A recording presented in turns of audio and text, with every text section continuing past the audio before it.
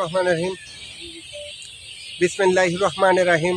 দর্শক, আমাকে দেখতে পাচ্ছেন, আমি এই বেহালা লক্ষিন্দারের আসলে তার কৃতিত্ব, আসলে এই বাসর ঘর দেখতে আসছিলাম, তার উপরে উঠছিলাম।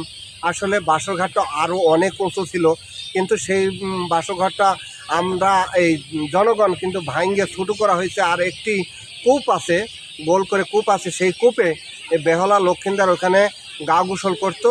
আসলে বেহালা লক্ষিন্দার বাসর ঘর এখানে বেহালা লক্ষিন্দার ছিল। তারপরে পদ্মা দেবী, যখন আসলে পদ্মা দেবী, তারপরে শাহ সুলতান পরশুরাম, তারপরে হচ্ছে গৌরগোবিন্দ, এদের সাথেই অনেকটা যুদ্ধ হয়েছিল শাহ সুলতানের সাথে।